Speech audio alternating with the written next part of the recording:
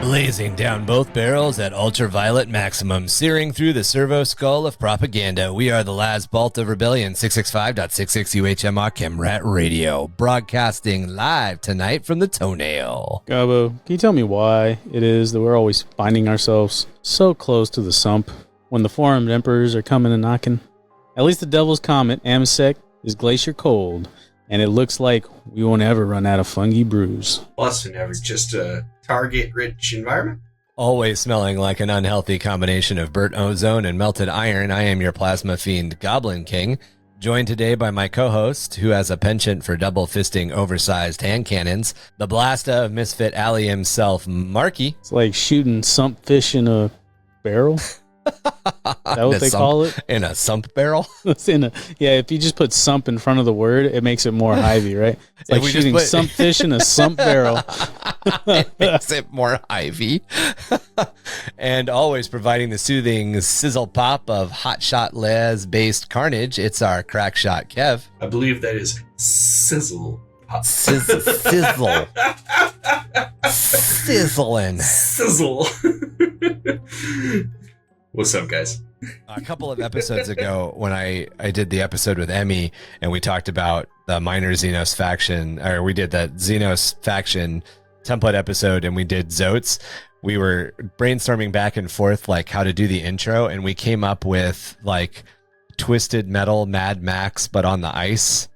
Nice. As, like, another sport that the Hive engages in. And as I was editing the episode, like, a couple of hours ago, because, that's just what's going on right now as we're getting everything prepped. I'm surprised we had never brought that up before. That sounds exactly like something we would have come up with that all of us years ago. And the funny thing is, like, I think we can turn it into a game. Not that we finished Murder Ball, but I think we can turn it into a game. Oh, we totally could. It would be like Gaslands. Yeah. But Emmy suggested Gaslands, but with 32 or 28 millimeter vehicles. So, like, using the orc, like, sized cars, like the scrap jet and all of that as the base. And, like, essentially, instead of doing, like, 3 or 4 cars on your team, you're just racing one car. Yeah, you just get one car. And they go to Walgreens. They got all those little cars. They're close to 28 mil. Oh, that'd be dope, dude. That's a really good idea, Marky. Yeah. But because it's on ice, we have to factor in slippage into the rules. Yeah, Slippage? Leakage? I gotta like every turn is a drift, essentially. I really need to sit down and figure out some form of murder ball. Well, I think it's every turn has a drift unless you have, like, spikes, or if you're on ice blades there'll or be something. ways to mitigate that, to change the way your car handles. Yeah. That'd be cool. So, like, you could end up with even like something like a snowmobile, like with ice blades in the front and tracks in the back, something like crazy. Yeah, it'd be fun. But yeah, anyway, it'd be fun. I was like, we didn't really talk about it that much. So yeah, we'll start. For those of you listeners who are interested in where all of these rules that we come up with and post are, Patreon. Check us out on Patreon at www.patreon.com/underthehiveofmadness. That's how that works. Yeah, winner gets to smash the loser's car. That definitely go to Walgreens when you do that. Don't use G-Dub product. So there's a game called Tonks, which is a, like, free game system of tank combat or tonk combat. Yeah. But the legacy rules for it, there's, like, your tracks were blown off, rip your tracks off. Your tank is no longer playable. It's now a piece of terrain in, like, the legacy or whatever. Dope. And the last one, like, the worst roll that you can get is literally smash your tank. Hell yeah. But again, like, the entire point of Tonks is, I think it's supposed to be 10 millimeter scale, but I mean, the rules are, it's a really cool rule set. It's out there for free. Google search Tonks, or YouTube search Tonks. I think Bill Making Stuff did a video on it.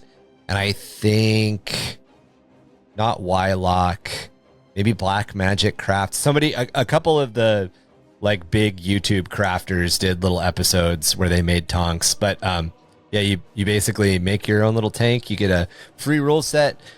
go out and scratch build your own little tank and then play with your friends. It sounds really fun. It definitely, it's like one of those like afternoon, fuck it, we want to play a minis game, but we don't know what we want to play idea. And I think that's kind of like whatever this glacial ice gauntlet becomes, as to where the murder ball we're putting a lot of rules into and like trying to figure out how to make it balanced. I think whatever this is will definitely be that, like, here's the 5 or 6 page rule book. Go have fun with dollar store toys.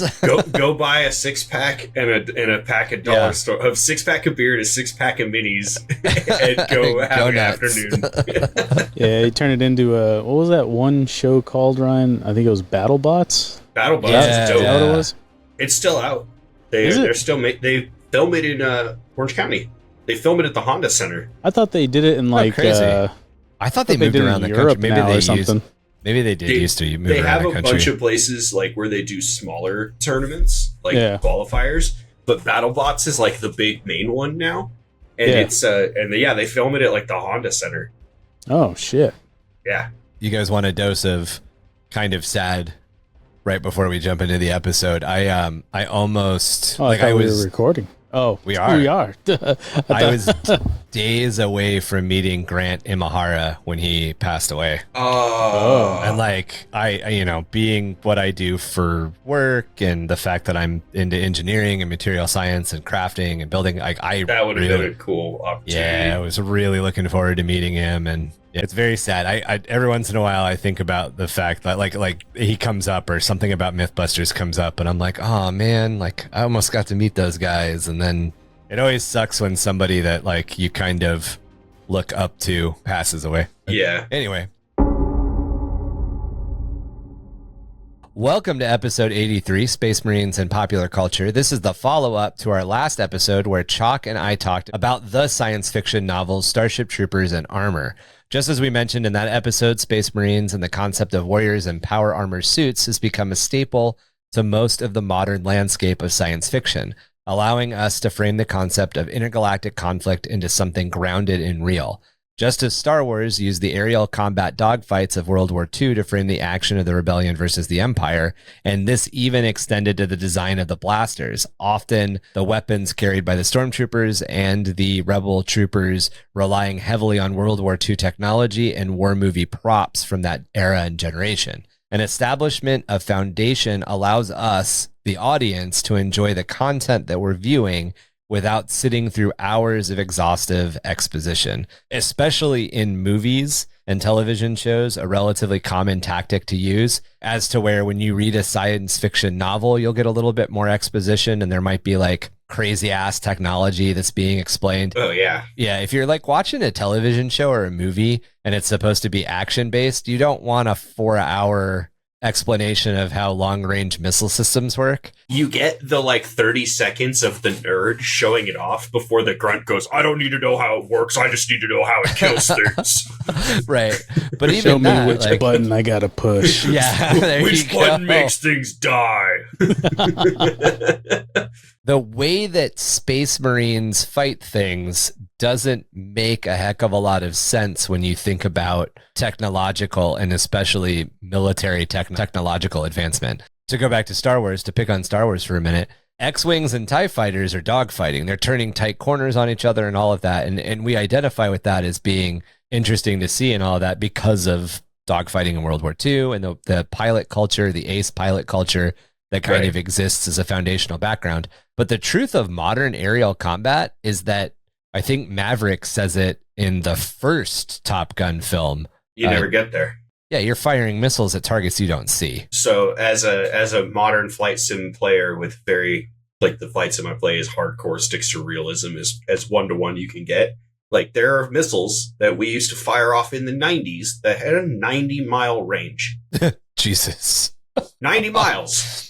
You don't even need to know. You don't even need to be in the same zip code. I'm not even in the same time zone. Like, and all it takes is you have an AWACS, the big radar plane, which that thing's got a 200-mile range on the thing. It's dumb how far that thing can see. And since it's up in the air, it can see everything that isn't, on the ground. There's no line of sight rules there. Yeah, there's nothing to block the line of sight. And so you're screwed. And like until you get to stealth. So the only reason that Joke's anybody on can you, ever hide in the clouds. it doesn't work. It sees through the clouds. It's not possible. Sees right through the clouds. Not possible. He mentioned Doesn't stealth. matter. He mentioned stealth, and I know that he means like a whole class of airplanes, but my brain immediately jumped Went to the movie 2007 Jessica Biel platform stealth. Oh, and like I was thinking like and stealth is 1997 Street Fighter stealth boat. You guys remember that? Oh my God, Mark, really? But, and so Good stealth allows you to get back to dogfighting. Yeah, but even at that point, I mean, you're not at the speed that most stealth airplanes move at. Stealth airplanes are subsonic because the materials required to maintain a 5th gen stealth aircraft break down at the temperatures over supersonic speeds. Right, but so an F-35 doesn't actually fly supersonic. Compared to a P-51, there's definitely an airspeed change. Yes, but I'm talking comparatively through like, you know, 1st, 2nd, 3rd, 4th, 5th, and all the way into 5th gen fighter aircraft. You know, you're talking pre-Gen 1 and early Gen 1. But then you get into Starscream going through the buildings and then turning into a robot and shooting the jets behind him and then turning into a jet again before he falls. So what's stopping people from getting a really strong magnet and bringing these airplanes down? Tell me. What's the science behind that, Kevin? Because they don't weigh anything. There's not enough metal to do that far. Okay, I've seen X-Men, dude. I've seen Magneto pull iron out of a man's asshole. You want to know how powerful Magneto is, like, comparatively? Magneto has more power than, like, the entire magnetic field of a planet. Like, dude is breaking the laws of every physics thing ever. And it's dope. It's dope. Don't get me wrong. Magneto's a fucking boss. But, like, the level of power that he has, like, at the high end is, like, just so astronomically absurd how much physical magnetic force he's exerting on things. Can't be Father Time.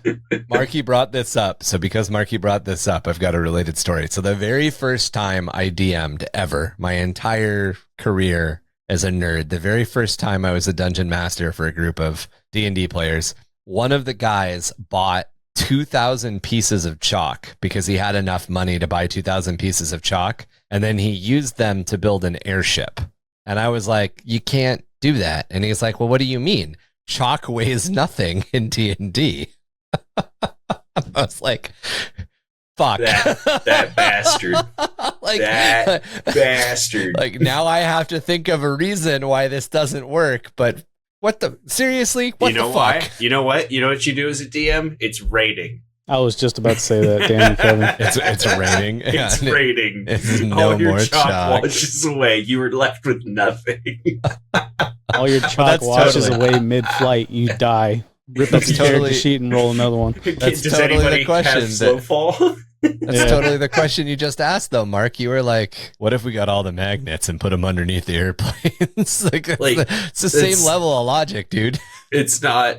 And most of the stuff that planes are made out of isn't magnetic. It's a lot of aluminum, which is not really magnetic. And once you're going, once you heat up metal to a certain degree, you can change its ferrous level anyway. I forgot about that. Yeah, the ferromagnetic point where once you heat up a metal, it either stops being magnetic. It stops, and I think if you keep going, it reverses or something, or it reverses and then it stops. I don't remember, but eventually, yeah, it does that. Yeah, you can. So hear me out. Up the crystallization. Let's say you build an extremely large invisible wall out of chalk that they just fly into, and then you don't have to worry about it. Yeah, you know what that's called? Flak. Stephen King wrote a book about that called Under the Dome. Yeah, the dome. Yeah, see, there's never an original thought. Was the TV show called Under the Dome? I think the TV show is Under the Dome. But yeah, there's a sequence in the television show, Marky, where an airplane flies into the dome. And it just crumples. Because they can't see it. Like, no one can see it. So the pilot just fucking hits it because he doesn't know it's there. Yeah. Perfect. It's pretty insane. Or maybe it's a helicopter. Something crashes into the dome. I think it's a plane. But it's like a Cessna. It's not like a it's like a private plane. Because I was like, if it was a bigger plane, I'm pretty sure the storm search radar would have seen that, and they would have been like, that's weird.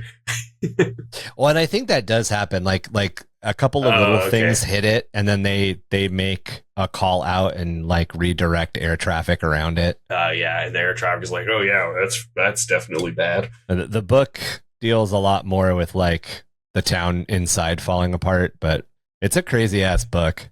Yeah. Anyway, speaking of books, Marky, I started listening to that book you told me to listen to. You like it? Yeah, I like it so far. It's pretty good. It's interesting for sure. I actually read a book, also speaking of books, quite some time ago, but I can see it sitting on my shelf to my right conveniently right now. That is very, very heavily involved with Space Marines in its lore. It's not Warhammer, though. What book? It is this one. I don't remember the name of the entire series, but it's by John Ringo, and it's called Gust Front. Okay, interesting. Gust Front. Yeah, and so it's tied in. Do you know what bolos are? I'm sure some of our Like the listeners. thing that you wear, or No, like like the when you put a call out so everybody pays attention Yeah, to on it. the lookout. No, okay. So in sci-fi, there's the bolo tank. It's like a series of books written by a whole bunch of authors. They're these like giant super tanks. They're like Bane blades. It's like a bunch of like different people's take on a Bane blade. Okay. Yeah, that's the book right there. But that's their Space Marine on the front of it, or one of the interpretations of it. It's really cheesy graphics, but the idea, it's kind of interesting. So what it is humans hadn't invented super crazy technology yet, but are contacted by aliens who suck at war to help them in an intergalactic war against the lizard people. So humans turn out to be really good at war, and yeah, there's the bolos. So there was a game back in the day called Bolo.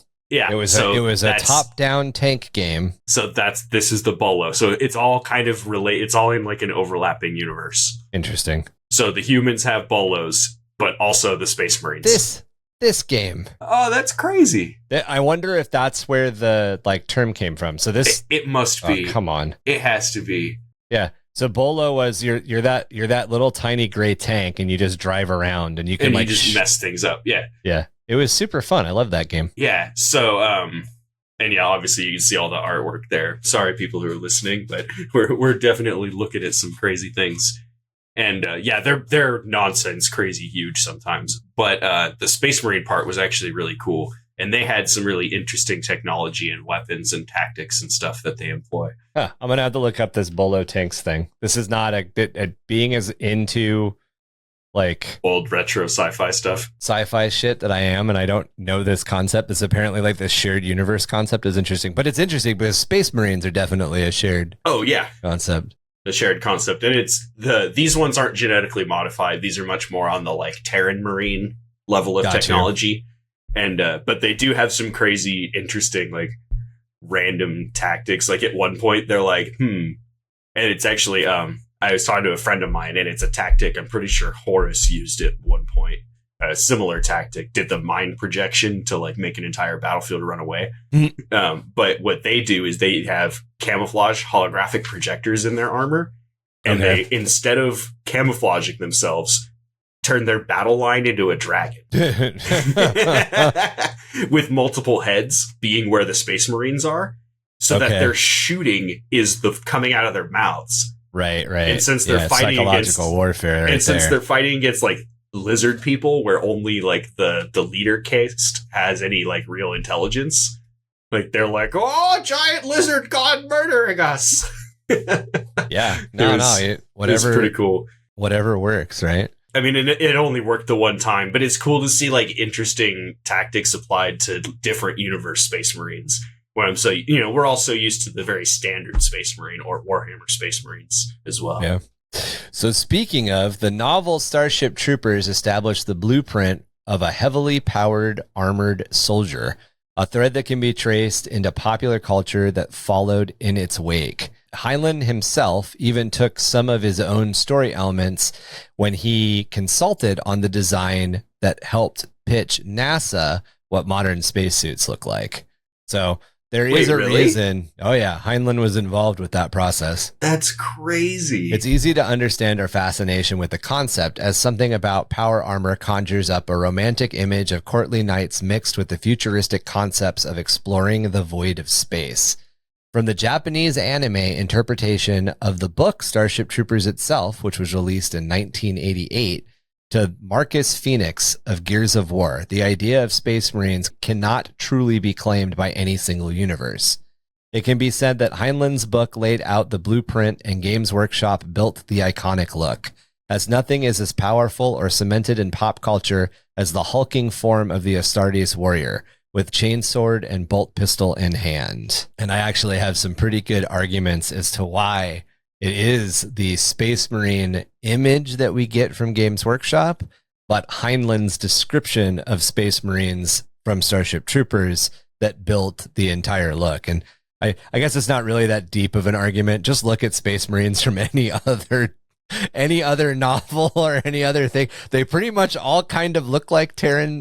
They all kind of look like Astartes warriors. Although there's the only Terran Marines being the closest. To me, there is a reason. I mean, there's only so many forms that an armor can take before it stops being like, before it stops having a classic aesthetic. And so you start getting into crazy weird shapes or, super form fitting, which they've as an art style leaved for Xenos. Well, and the reason that one of the core descriptors that Heinlein uses in the book Starship Troopers is that the armor fits the wearer like a second skin, and it's actually a brain impulse command that allows them to power the 1,000-pound suit. So, like, realistically, if you look at the description of the mobile infantry's armor, and then you look at the way that the Space Marines in Warhammer 40k are designed, it's very easy to see that that's the inspiration. Oh, yeah. It's cool. It's definitely cool stuff. Were the Starship Troopers, quote unquote, Space Marines, like some of the first iterations of like a Space Marine, or like first ideas of that being a thing? Heinlein's book was the first. Heinlein's book is what leads us to the modern concept of a Space Marine. However, the first use of the term Space Marine came from a 1938 Amazing Stories short story, and I think it was like, it's in the last episode. It's like Captain Bob and the Space Marines. But at that point, Space Marines are a little bit more like bubble helmeted versions of Marines, essentially. Yeah. They're the very 50s. Yes, like super soldier. I mean, it's even like before that. It's 20s, 30s pulp action. The super soldier Flash part Gordon-y. of it. Yeah, the super soldier part of it. The genetically altered super soldier in 1,000-pound second skin powered armor. The Get comes Some from Marine. Heinlein's book, Starship Troopers. Right. Because I think we needed that as a culture to go through the 80s, like, extra explosion-y stage before we could get to this kind of Marine. Yeah, he was definitely, I mean, Heinlein wrote it was 1959 when the book came out, so he was writing in reaction to the beginning of the Cold War. So there's the book is very, very political. I forget it's so early. Yeah. There's actually only, you guys might be surprised, being that you're both big Starship Troopers fans like me. There's actually only 2 battles in the entire book. Yeah, it's mostly about training. Yeah, most of the book is him remembering going through training and like thinking about existential political questions about what it means to be human and dedicate your life to service. It is very much a like, join the military, boys. Not quite, but it's up there. Heinlein was pretty pro-military. The book's pretty pro-military.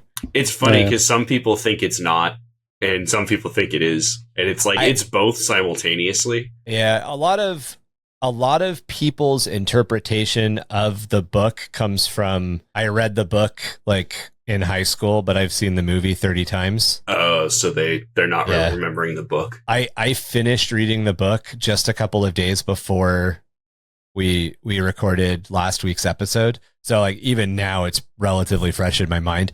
It's very obvious to tell that Heinlein is very pro-military. I remember he personally is like he's like a very libertarian. Yeah, he's very libertarian. Yeah. Is it a dry read? Yes. The book is not exciting. The beginning of it is pretty cool because it talks about the suits, the steel gorilla, as they call the suit. Right. And it gets into the war a little bit. There's a battle that they fight against the skinnies. And then the next like 20% of it is interesting. It's very Full Metal Jackety because it's very like this is training. But then it gets really boring, and then it ends with another battle. Very different from the movie, which is essentially just a late 80s, early 90s action movie. Flick. I know that it came out in like mid to late 90s, but it very much has that like early 90s cheese. Schwarzenegger, Sylvester Stallone. Oh yeah, it's fantastic for it though. It is. It definitely is. So Space Marines are depicted as highly trained, genetically or technologically enhanced, and heavily armored soldiers fighting in futuristic settings, appearing across various forms of media, including movies, video games, literature, and comic books. We're going to take a dive into some of the more famous, or in some cases, infamous examples. Right up top, we're going to address the elephant in the room and talk about Warhammer 40,000. This is probably the most iconic representation of Space Marines in modern culture. There is a wide array of chapters, such as the Ultramarines all the way through to the Space Wolves, that engage in battles against various alien races and even the fallen Space Marines that make up the core of chaos. The 40k universe, aside from being the main topic of our podcast, has a very expanded universe that goes into novels, video games, and other media, which is probably one of the things that makes it one of the most recognizable versions of Space Marines in a super recognizable universe. That and Star Wars don't have no Space Marines. Well, technically the Stormtroopers would be a type of Space Marine, but they fulfill the naval boarding party role. yeah, Yes. they're just not in environmentally sealed suits. And they're not genetically modified, and they're not... I mean, however, if you go expanded universe, the Dark Troopers before the Disney retcon were genetically... Yeah, and there actually is a really good...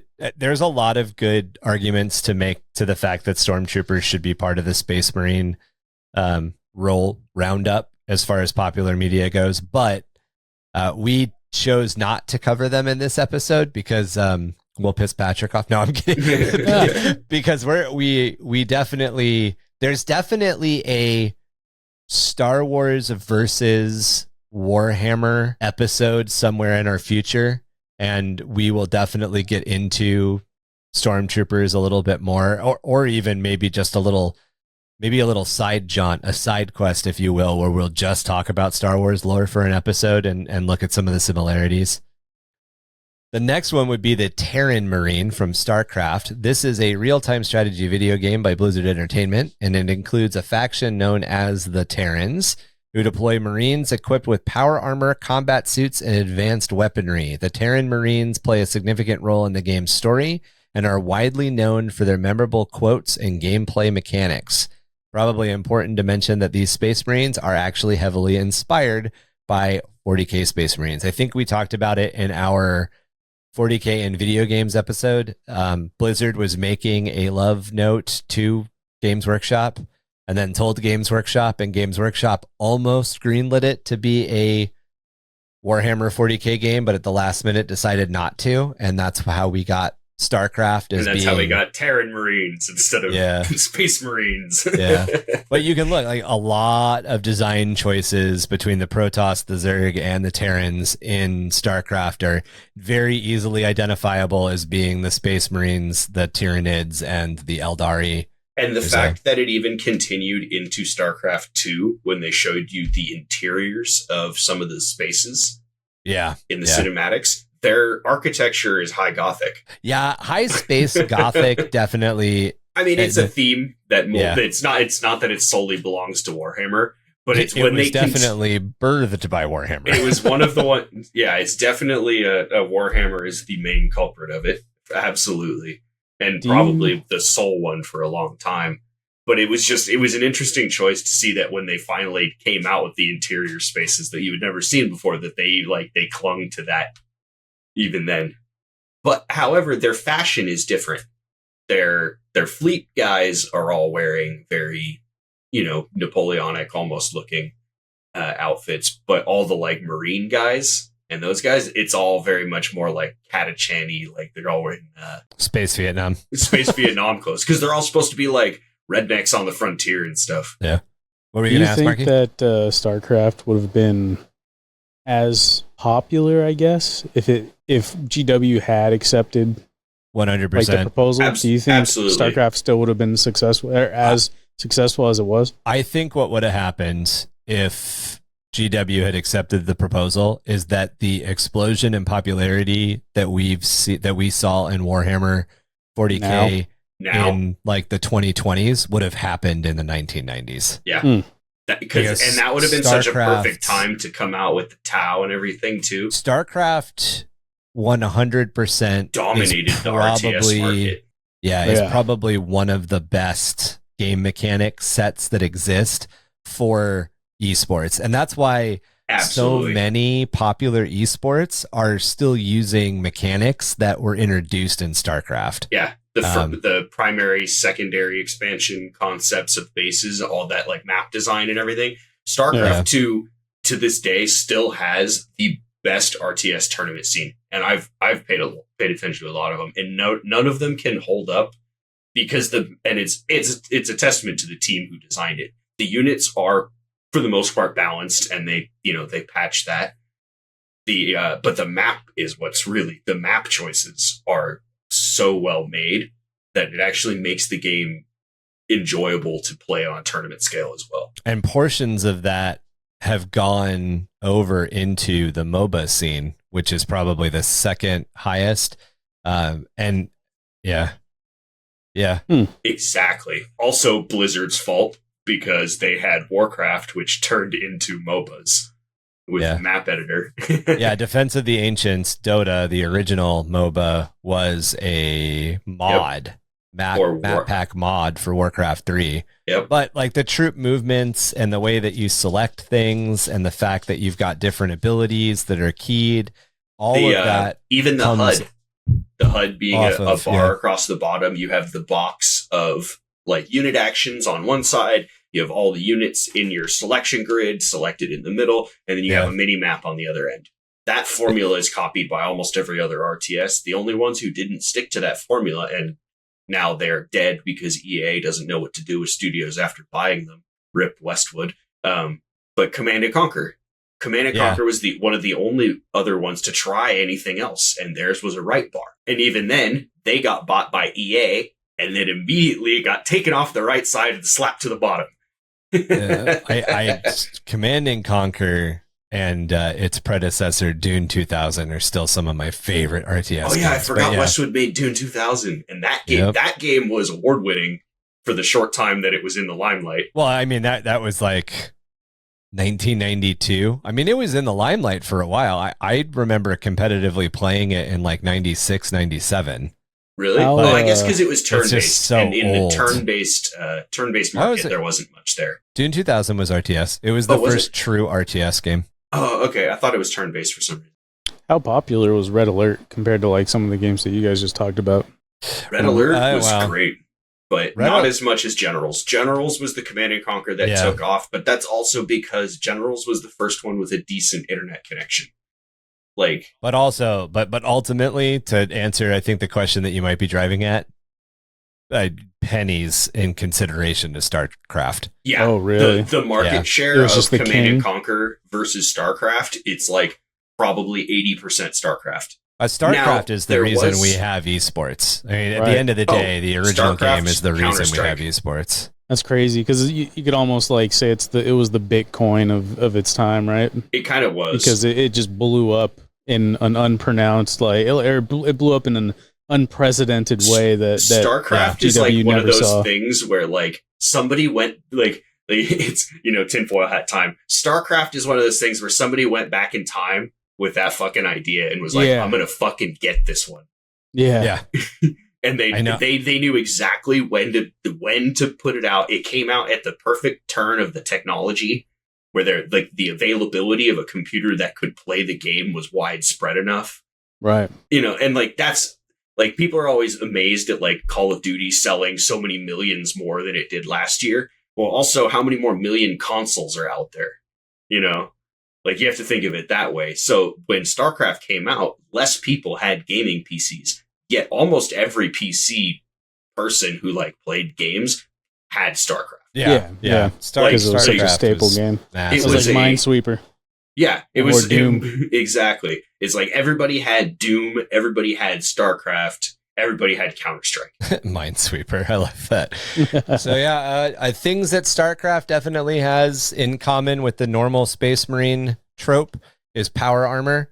They wear advanced suits of power armor, exoskeletons that are built around it. They're also armed with the standardized C-14 Impaler Gauss rifle. So standardized weapon, which is like a massive bolter. It's biological, non-explosive though. It is it's a sabot. It's essentially a little handheld railgun. Yeah, they're dope. But they're not a railgun, but it shoots out a little spike. It's pretty gnarly. Biological enhancements. Space Marines undergo genetic modification and extensive training to become formidable super soldiers. So they do go through enhancement. It's just not the same as 40k. It's more like it seems like it's more like roids than it is full blown. I think it's to integrate with their suit mainly. I want to say it's cybernetic. It's underskin cybernetic enhancement is part of it. Yeah, it makes them too. faster, stronger, and more resilient. Like even out of their suits, they can take a bullet. Also, a lot of Terran Space Marines are prisoners. Yeah. And addicted to stims. And they're addicted to stims. They stim up. That's the stuff. Yeah. I love stimming them up. That's why you always keep the slutty medic behind them. That's right. Turn your head and cough. Medic reporting for duty. Yeah, they were useful though. Gotta keep your Marines alive. Space Marines serve as a frontline infantry for the Terran forces. They're versatile, adaptable, and excel in both ground and space-based combat. The Terran military has dedicated Marine Corps division where Space Marines are the backbone. They are deployed in various roles, including planetary assault-based defense and boarding enemy ships. So in this case, the reason that they are Terran Marines is because they are an extension of the Marine Corps as far as the idea of the United States Marine Corps goes.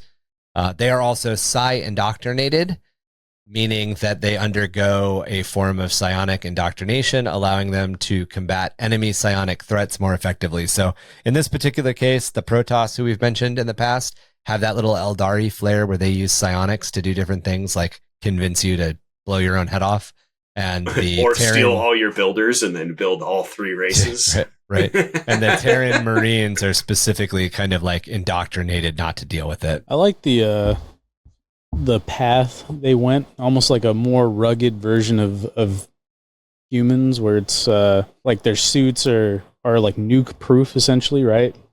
Like they drop nukes and like their little visor comes down and obviously if you're too close, but right. I've killed a lot of my own Marines. You have to be the right distance away. That sweet spot, Goldilocks area. Yeah. But like it's definitely a more rugged version, I would think. Well, that's not true. 40k is probably more rugged. Space Marines nuke the battlefield. They just generally they do it in different ways, though. Yeah, I would say the thing is 40k galaxy or universe has kind of moved away from the idea of just plain old nuclear nuclear weapons aren't enough.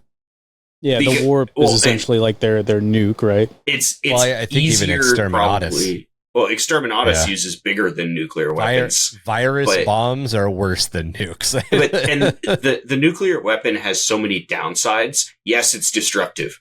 Yes, you can just strap it to anything and fire it wherever you want to blow things up. However, if that happens to be a hive city, that hive city is not of use to you anymore. And as the Imperium, you kind of want to keep things like that intact. Yeah. Because if you just level your manufactorums, then so you're talking more like that. That's where the virus bombing would happen, or something like that. Is what you're saying? It's where biological weapons come into play and things like that. A virus bomb actually basically turns everything into death. Yeah, anything biological into an explosive. It turns it into napalm and then lights it on fire. Yeah, so you destroy everything when you virus bomb a planet. Everything dies when you virus bomb it. And it becomes a nice rounded marble. Yeah.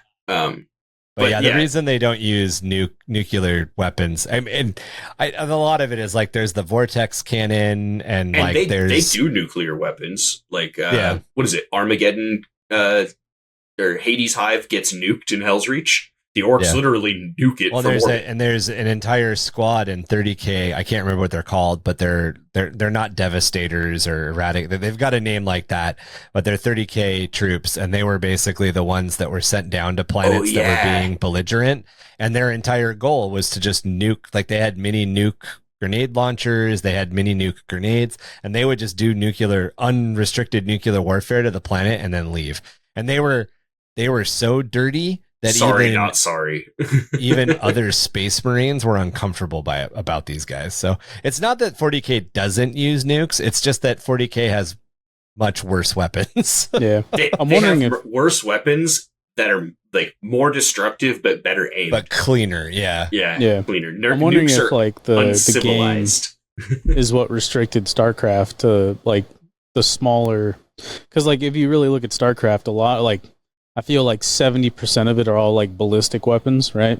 Or like where 40k, there's a lot of energy. Thermal weapons, there's warp weapons, there's obviously flamer and all of that stuff. Where like StarCraft, a lot of it is ballistic weapons, lasers, flamers, and nukes. That's about it. I feel, right? I think StarCraft, from a design perspective, really, really wanted to hammer out the differences of the three races. Yeah. All the energy weapons belong to the Protoss. Right. All the biological weapons belong to the Zerg. All the Bang Bang belongs to the humans. Yeah, the America. And it's almost like that's the other thing, that the Terrans were very much based on an idea. Oh man, a romanticized idea of the United States military. It is a very, very like, it's almost like a propaganda film for like the dream, like 80s Marine Corps vision. It is, and it's like, no joke, they ride around in pickup trucks listening to country music. Yep. Like in the cinematics. And like, it's so funny. At one point, they run over a Zergling and they're like, shit, I think you hit some feller's dog. It's very, Turns out it was a Zergling and he had Hydralisks waiting in the shadows. So these guys didn't survive. But yeah, it's very, very Merca. And it also, the slight rounding down of technology kind of helps the, like quote unquote believability factor a little bit. Yeah. 100%. It's not as outrageous. It's very believable that humans could get to that technology level, and it looks very human in origin. Like their artistic design matches with the mentality of the people very much. It's a very plausible leap from the lore to the aesthetics to the functionality. Yeah, it almost reminds me a lot of what's the one show? I think it's Love, Death, and Robots. Is that what it is? Yeah. Do you remember the episode with the rednecks that have battle bots? Oh yeah, the battle bots, or are you talking to the one that the biodome against all the Tyranid things? No. This one was like that one was cool too. You're talking about the one where they're like farmers? Yeah, they're farmers, and they have that's a cool episode. Essentially have Imperial Knights, right? Yeah. They've got not that big, but they've got like BattleTech sized mechs on their farm to go protect against the alien things. The aliens, that was cool. So speaking of the aliens, next up we're going to talk about aliens. In the Alien film franchise, Space Marines are portrayed as a group of heavily armed and trained soldiers tasked with investigating and combating the xenomorph threat. In the 1986 film Aliens, directed by James Cameron, there is a prominently featured squad of Colonial Marines led by Corporal Dwayne Hicks. Of course, the concept of Colonial Marines has been extended out into video games and comics. In this case, they are an elite military force. The Colonial Marines are portrayed as an elite and highly trained military unit equipped with advanced weaponry and technology. However, that does not extend to armor. They're basically wearing portable. I mean, it's probably not plastic and steel. Like, it's probably better. It's space steel and space plastic, but they're essentially just wearing armor plates, combat armor plates. I would wager that it is in lore, without looking it up. I would wager that it is resistant. It is proof whatever sidearms are is guaranteed to stop whatever sidearms and shrapnel come their way, and probably rifle rated at a distance. Yeah, it's just not environmentally sealed. Right. And that's the one thing that I noticed. I was like, I guess instead of calling them Space Marines, they call them Colonial Marines to imply that they're deployed to surfaces of planets, not used to fight in vacuum. Yeah. So they are primarily a xenomorph or xenoform response team. Their primary role is to respond to situations involving xenoforms, a dangerous and hostile and other dangerous and hostile extraterrestrial species. They are tasked with investigating and neutralizing the threat posed by any of these deadly creatures. They do engage in space operations. They're well versed in how to deal with them, and they are capable of engaging in combat both in space and on planetary surfaces. We just don't have in universe, or at least in movie, examples of what their sealed armor might look like, but they have sealed armor and unsealed armor. They don't have one set. It's not like the sealed armor is just sleeves and a helmet that goes over that. Right. They definitely have two completely different sets of armor. Okay. And then they emphasize their teamwork and their camaraderie. So that's a little bit more about the guys next to you and the trust that you put in the members of your team, and a little bit less about all of the crazy tech you have on your body. Yeah, so these guys are a little more of like the literal term of Space Marines, right? They're in space and they're Marines, not they're super technologically advanced individuals that are running around individuals. Yeah, and there's a lot more emphasis placed on the tactics weapons technology being advanced than the protective technology being advanced. And also it kind of sticks to the very grounded in Earth tech origins. Like everything there you can clearly see is developed. Yeah, like that GoPro. Linear back to Earth stuff. I mean, clearly we all know from a looking at it as from a technical standpoint that those are all things that we already had. But if you're looking at it as a viewer who didn't know any of that stuff, you clearly can see that none of that was looted from alien technology or anything like that. That's all stuff that came from Earth. It's a very linear evolution of gear. I believe in Starship Troopers 2, they're using energy-based weapons. The hell's the gun called, Kev? Oh, they switched it to a different... the Merida? It's a different Merida, yeah. I think it's a Merida, but it's energy-based. Sir, we are talking about Alien franchise. Yes, I just wanted to roll it back to Starship Troopers. Alien does have energy weapons. We'll be back to... pulse rifles are technically an energy weapon. Aren't they a hybrid? They're like a...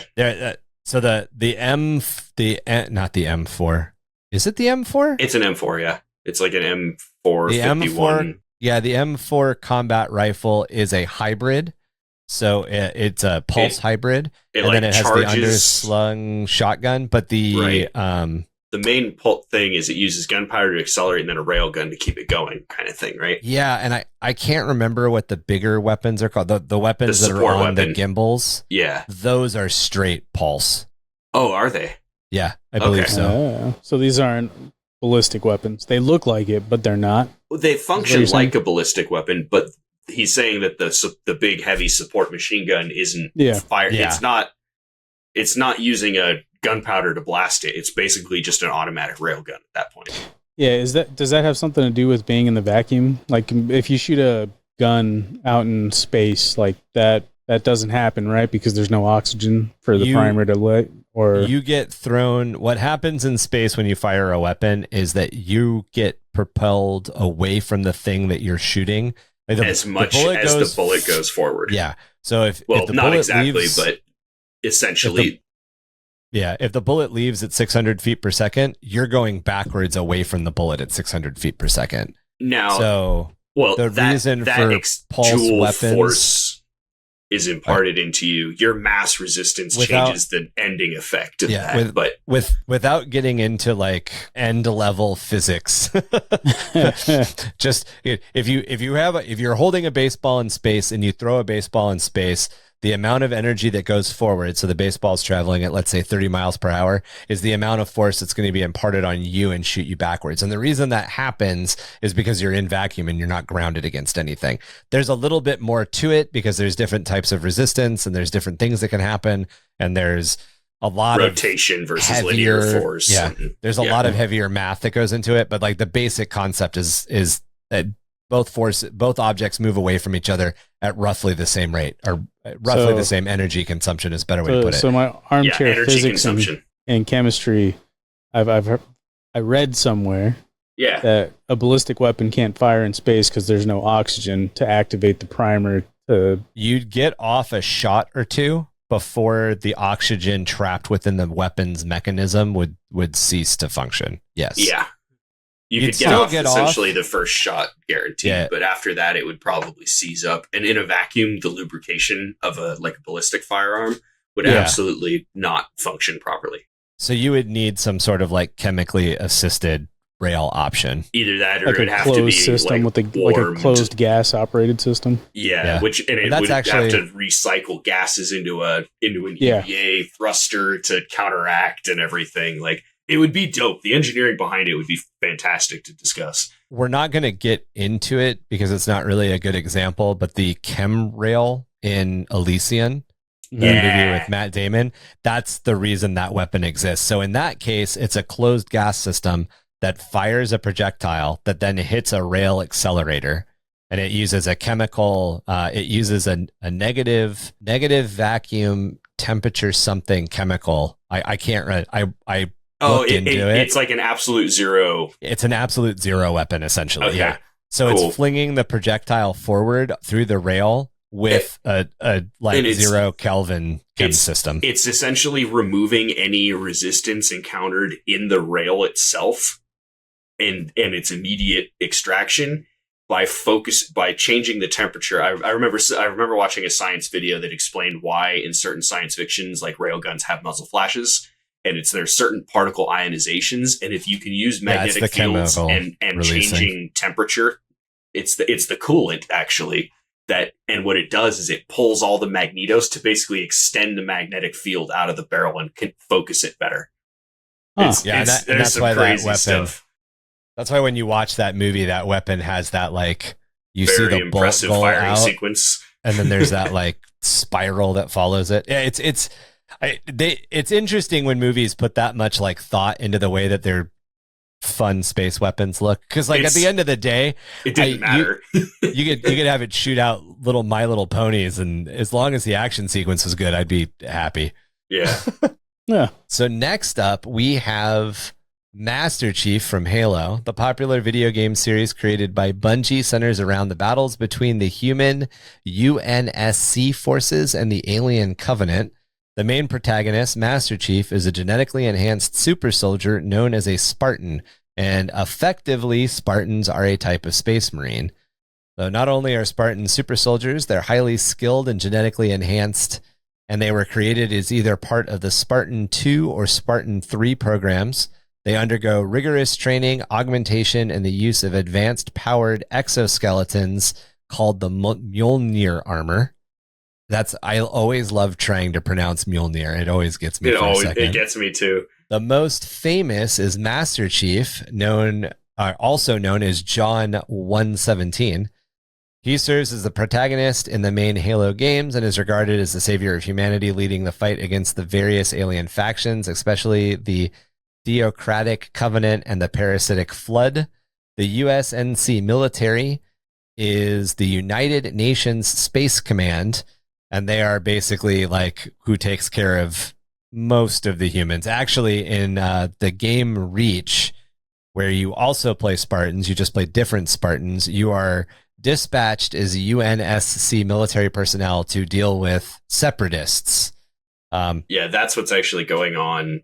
That's why Spartans were being created originally. Yep. Was to deal with the separatists because they were starting to get out of hand, and they didn't want to go full scale war, civil war on themselves. They didn't want to use the big things to blow up everything. so they wanted a special ops team to go deal with it. So they were coming up with a crazy special ops team. And also, not to diminish the regular UNSC troopers are also called Marines. Yes, the ODST are. Well, that's even a separate layer. That's UNSC Marines. The UNSC, the regular guys, like the just UNSC, the regular troops are called Marines as well because they're deployed as an asset of the Navy. Yeah, and the UNSC Marines are a lot like the Alien franchise Marines. Yes. Oh, they're so closely, like blood cousins. Like, it's ridiculous. And then ODST is like the level between that and a Spartan. Right. They don't get the genetic like modifications. They don't get the metal-plated bones. That's one thing that people underrate about Master Chief is he's like Wolverine. He's got metal-plated bones. Oh, and Master Chief is probably, well, the Spartans, I shouldn't say Master Chief, but the Spartans are probably the closest to a Warhammer Astartes. Yeah. And the only thing he's really lacking is redundant organs. Other than that, he's basically got everything else. Yeah. I would wager he's better in some aspects. Yeah, even down to like the discipline and all of the like unwavering loyalty. Like there isn't a question. He does eventually. But by design, they're not. Spartans are not supposed to question the orders or the command structure they work in. Right. They just get the job done. And it's for almost a very similar reason. Their lore, like as far as the upbringing of John, is very similar to Astartes. Like it's a much tamer, less grimdark version. But even it comes down to You, my friend, need to listen to I Love Bees if you think that it is tame. it's more tame than Warhammer. It's pretty fun. Well, I guess you're right. As far as the Spartan creation goes, it's more tame. However, the way that the Bungie verse makes AI absolutely is not tame. Is fucking horrifying. But the way they pick him over some of the other kids is they're literally having them play like hardcore, like King of the Hill. Like he's like picking kids up and throwing them off the jungle gym. Like, and they're like breaking their arm and shit when they hit the ground. And the doctor that's in charge of picking the kid is like, I want that one. It's it's very Ender's Game. It is. Yeah, I forgot Ender's Game is also. Yeah. Yeah, the whole reason they pick Ender is because Ender fucking almost kills that bully. Because he went to the point where the enemy would not come and fight back again. Yeah. Hit the enemy so hard they don't ever want to fight you afterwards. For $3, $6, or $9, you can see Master Cheeks up on screen. Master Cheeks. Love it. Big John. I would definitely say that Master Chief is probably the closest to a Space Marine. Yeah. I know that that's like a really big trope, or it used to be a really big trope. I think it's still a really big thing where people are always like, who would win in a fight? Space Marines or Stormtroopers? And like they get down to the like who would win, Space Marines and Master Chief. And like I have to say Space Marines would win, but I would also have to say that Master Chief, out of anyone you could put against a Space Marine, would give him the biggest run for their money. Yeah. Me and some other people came up with a very agreeable decision. Master Chief beats unnamed Astartes. Yeah, I think that's fair. Yeah, I was going to say, I don't know how you do Brothers against a Captain 002. Yeah. Against a Space Marine with just the stats of just regular Space Marine, not a captain, not a anything else. Not a watch master. I think Master Chief could have it because Master Chief is as fast as a Space Marine, as tactically trained, if not maybe better in a way, in certain regards, than a Space Marine. It based on how the armor is plated and based on what the armor is rated for, because again, like remember, Astartes were made to fight a specific enemy, and Master Chief was made to fight a specific enemy. I don't know if Mjolnir armor could take a bolter. He has shields, though. That's true. He does have shields. Yeah, shields. That's where it gets crazy. Is he's got like shields. Iron Halo. Yeah. So it would definitely mess up bolters. Also, give him something like the las cannon. I don't remember what it was called. The Spartan laser. It's essentially a las cannon. So he can absolutely durst a Space Marine with that. Yeah. And they have plasma. Like he's no stranger to plasma weapons. That one of random Spartan Spartan number anything else but 117 also would have a tough time against regular Spartan or against regular Marine. But going with, that's the jump is named Spartan beats unnamed Marine, but named Astartes beats John. Yeah, I mean, that's not completely true because John isn't considered the best Spartan or the smartest or the fastest. He's the best most overall, famous. Though. He's the best at everything. All the other ones I'd say are more specialized. Right, yeah. But I mean, I think it's even said in the books that there's other Spartans that are essentially better than him. He was just the best leader. He was the best one to he was also in the right place in the right time. Yeah. You got to think of him as like a Space Marine captain, essentially, where like the other and that's why he beats unnamed, unranked Marines, just regular battle brothers. He's up there. He's a decent level. The other thing that sets him apart is Cortana. That's the other factor. Is Cortana would absolutely be a game changer. 100%. I don't know. I still think I think Master Chief could take out one, maybe two Astartes, but I don't think he would survive the encounter. Oh no, he would definitely against one. He's probably going to survive. Against two, he'll kill them both and then probably bleed out afterwards. I think at a 1-to-1 ratio, yes. Once you start getting into like the higher rankings of Space Marines and have lived for hundreds of years. Oh yeah. Goner, splattered. Thunderhammer paste on the floor, wall, ceiling, everywhere. Because you got to think of his weapon limitations also. Like standard issue weapons are not the same as like Covenant weapons that he's using. Now, if he gets his hand on a Space Marine weapon, let's say you put him on an even playing field, you give him Space Marine weapons. I don't know. I think you give him a run for his money. I would have to look in. Absolutely. I would have to look into the lore behind the physics of the suit because there's part of me that doesn't think he could fire a Space Marine bolter. He could probably fire like Sisters of Battle bolter. His suit, he can rip a 50 cal off and it locks up using a synthetic crystalline mesh. He's basically got Xenoweave underlayer. Doesn't it also cushion? He has some kind of weird cushion, he has a gel layer, shock absorbent. There's like I think there's like 5 layers to the suit. There's obviously the big metal on the outside, and that's made of the same stuff that the battleship armor is made of. So essentially, Space Marine grade plate, and then he's got there's the environmental sealing suit, and then under that is and that's the one, or I believe that's the one that's got the crystalline layers in it that harden when it gets hit, and that also locks up to absorb recoil. So that's why Master Chief can fire everything. Can a Space Marine survive falling from orbit? Yes. In the same way that a Space Marine can survive falling from orbit naturally, in the same way that John 117 can survive falling from orbit because plot armor was needed for that video game to work. He didn't fall from orbit. He ejected in low atmosphere and surfed a door to the ground. Listen, he also threw a nuke at a Covenant ship, okay? So no, didn't his suit lock up and he fell from orbit? Isn't that what it was? He didn't fall from orbit though. That's the thing it was like the Covenant. Halo. It was the Covenant whatchamajiggy warped back to Earth after High Charity.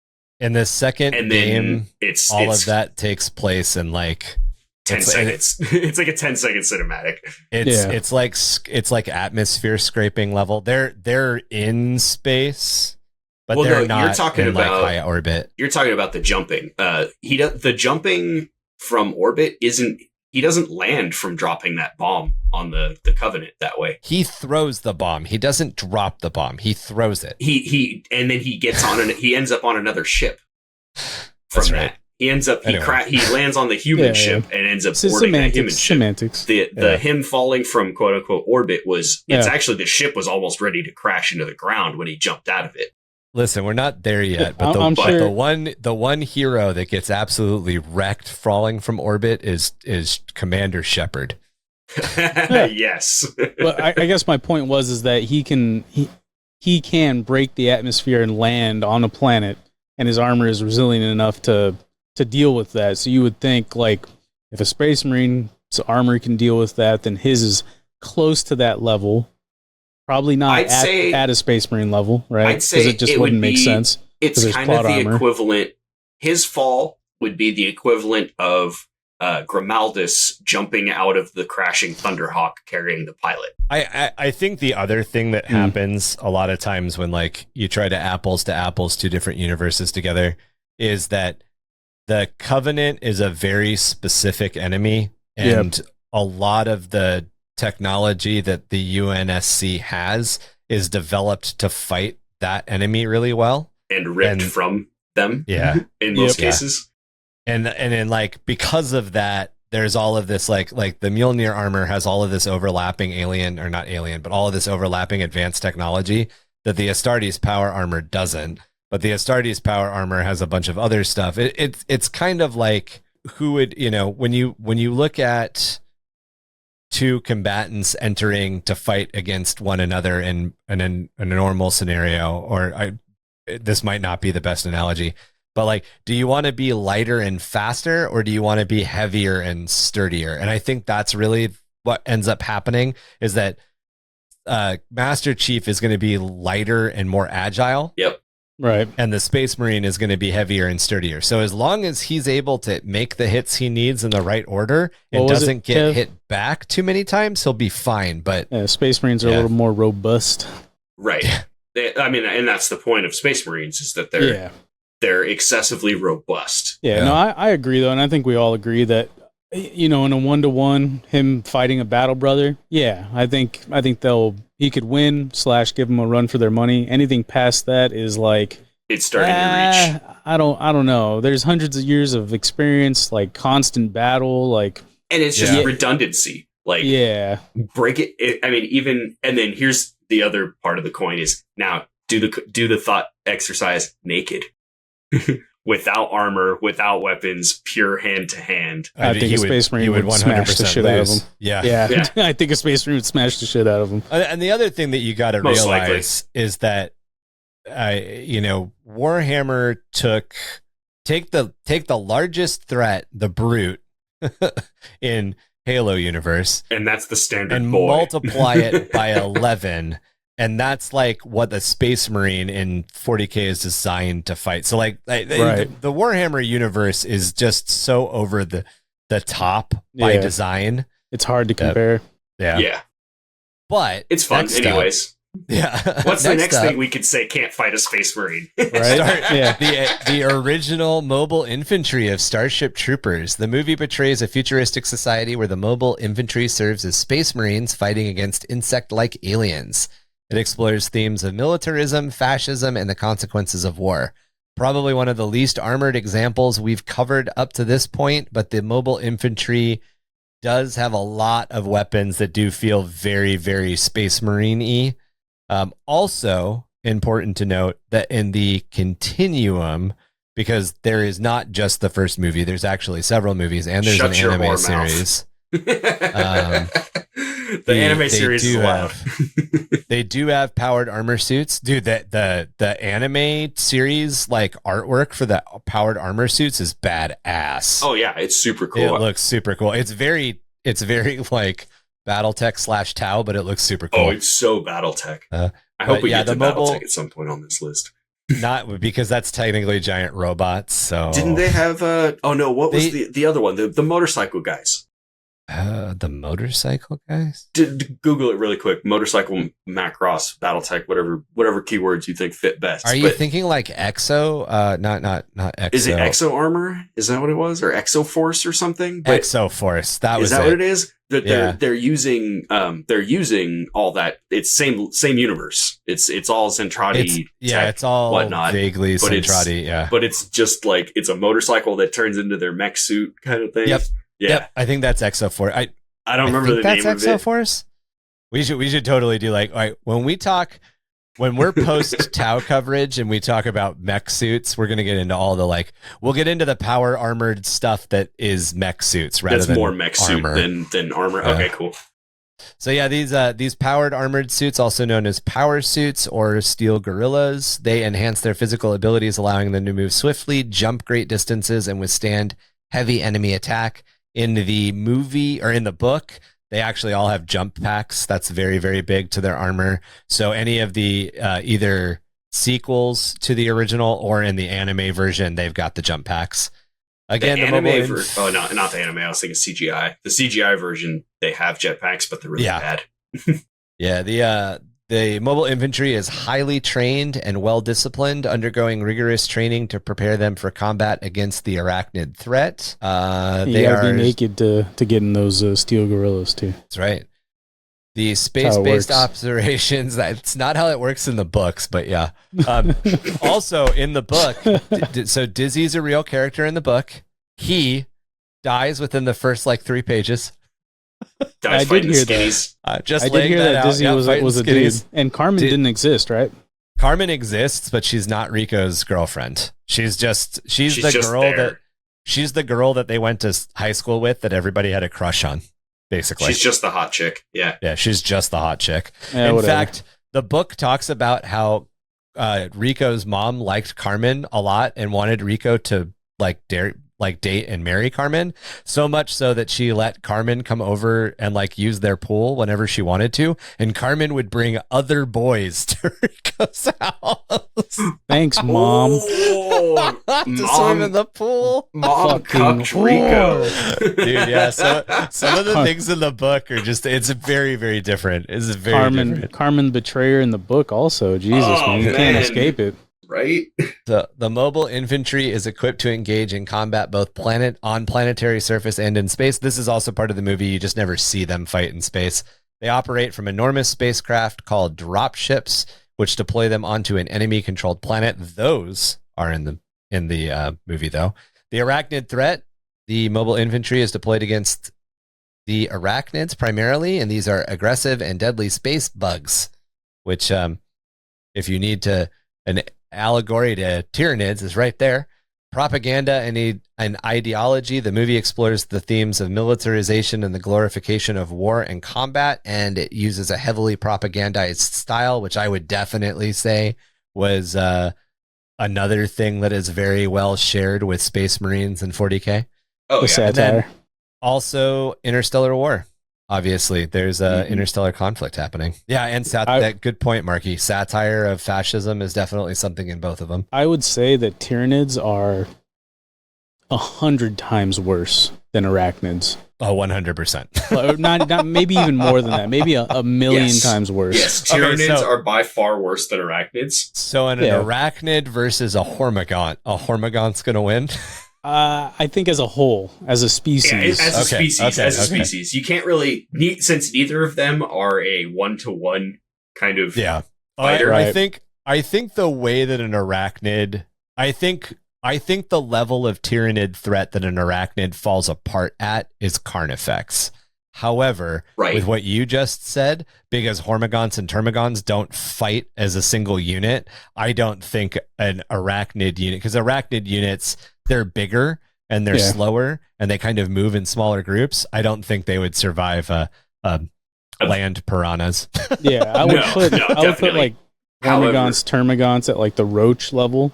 I'd put warriors at the arachnid level. I'd put Carnifexes at the tanker / artillery bug level, right? Okay. Yeah, that's kind of about the right stacking. And then just never deploy rippers. But a Tyranid warrior absolutely beats an arachnid warrior in a 1v1. Yeah. Oh, yeah. Well, I even think, especially thinking about the way that the hive mind works versus the way that the arachnids work, if the hive... Okay, so the Tyranids roll up on Clendathu, right? And the hive mind is this is interesting. This is very similar to us. You're is this a mirror? They're getting eaten. I need all of this bio mass. However, this is not going to be a hard fight. I'm just going to drop 2 million rippers. It just leaves. Just lets the rippers eat everything bugs. Alive. Yeah. Yeah, right. Actually, I've witnessed something like that happen in real life. I was a very young lad, and I had an ant farm with the pretty good size, the red ants that they send you when you buy one of the classic, flat ant farms that looks like ants tear apart a cockroach or something. No, I watched my ant colony get invaded by a species of smaller ants. Oh yeah. So there's a so there the indigenous ants in the area where I grew up were small enough to fit through the air holes in my ant farm, and they straight invaded. And there was like 3 or 4 black ants on each one of my red ants, and there was nothing the red ants could do about it because they're not flexible enough to pull them off. So the largest hive mind that we know, it was like the Ants movie. It was. You guys remember the terrifying. Ants movie? Yeah. When they were fighting the termites. Yep. Like that's like the Clendathu drop of like my childhood, right? Oh, it totally was. I loved that scene. I was like, I really want this scene to keep going. That was your Planet K? Yeah, that was my Planet Planet K. P? Planet P? Was it P? Yeah. I think it's Planet P. It's K. Is it Planet K? Yeah, Planet P right? is where Whiskey Outpost is. But yeah. That's what I was assuming Marky meant was Planet P. I'm talking about the Clendathu drop where everyone gets wrecked, where everybody dies because it's nighttime. It's nighttime. Yeah. It's a whatchamacallit. It's terrifying too. Like that's such a well done scene. From Ants. Yeah, right. From Ants. The better of the two both movies, by the way. So oh my god! I'm probably one of the few people who thinks that everybody likes Bugs Life better, but I liked Ants. Here's a really weird piece of natural history that I know. Losing Stallone was horrible, by the way. Sorry, Ryan. Losing Stallone. How did we lose Stallone? Oh yeah, he was the big guy. He was the big ant. I forgot he was the big guy who wanted to he was like, oh, stick with me, kid, and you'll be safe. Oh wait, no. Wow. Was it Stallone or was it I gotta look it up. It might have been him or it's somebody. I once you said it, I figured out like what you meant. George Foreman or something. Is it the big black dude from Green Mile? No. Not Vig Rhames. I can't remember who that actor was. Is it Ants with a Z? No, it's Ants with an S. All right. So here's the thing. It's a Z, ANTZ, I think.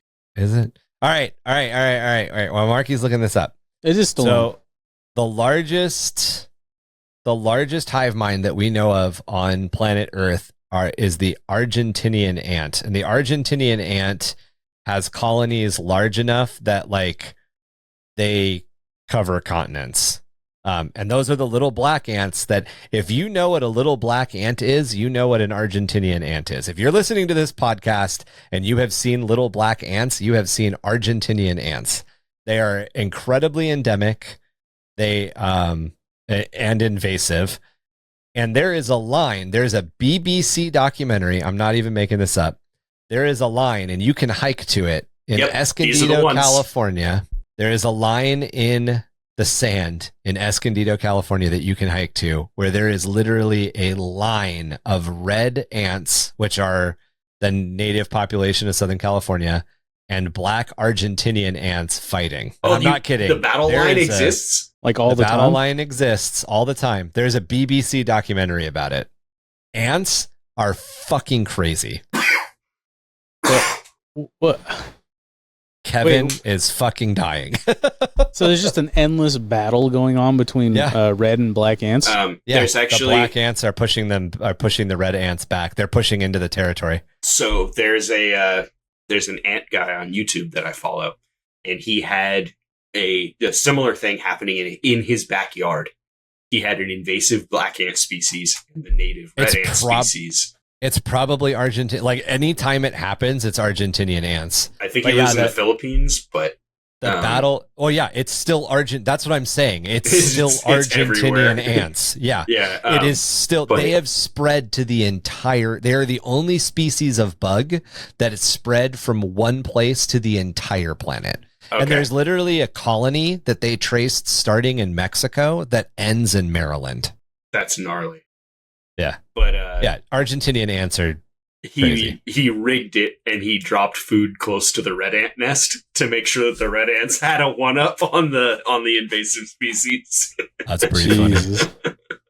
All right, so next up we have Doom, the Doom guy. So the Doom video game franchise is known for pioneering the first-person shooter genre and introducing the Doom Marine, also known as Doom Guy, who, by the way, can canonically be a pope. A space marine protagonist who battles demonic forces on Mars and then later in Hell itself. It's a very classic power armor suit, probably another major staple in establishing the iconic look that we've all come to expect. There's a lot of things in the early Doom art that definitely you can see influenced the later marks of power armor in 40k? I mean, Master Chief basically looks like Doom Guy. Exactly. Doom Guy does have exposed points on his standard armor, on his classic armor, though. His biceps are out. I think there's two different people. There's Doom Guy, and then there's the Doom Marine. There's Doom Marine and Doom Guy. Yeah. Well, I think Doom Marine is the one with the biceps, because that's when he's technically just a mortal man. Other way. You guys are kind of splitting hairs. There is no Doom Guy, in air quotes, is a little bit like Mad Max, where Mad Max isn't necessarily the same character. He's just like an allegory for telling similar stories. I think that's, if I remember correctly, that's a little bit more how Doom Guy is. But I think you might be right, Marky, because I think Doom 3, it's just a Marine in Doom armor. I don't think the player character in Doom 3 is Doom Guy or Doom Marine. It's just a Marine. Yeah, Doom 3, you're literally just nameless Marine. You've literally never seen the ship before. I think you're some kind of like you're essentially like a Chaos Marine in the latest Doom, I want to say. You're like tainted by you're using the hell. You can use the hell swords. Yeah. I think that's something that was along the lines of like killed so many demons that it pleased God to reincarnate him. It was something like that. And then because he's reincarnated, or it's like he killed so many demons, he gained eternal life, and because he has eternal life, he can wield the demon sword kind of thing. Talk about mixing in all of the crazy, like, Gothic, Catholic. It's gnarly. It's pretty impressive. The problem is I think I always mix up my Doom lore and my Dark Souls lore, because they have a lot of similar overlap in their way.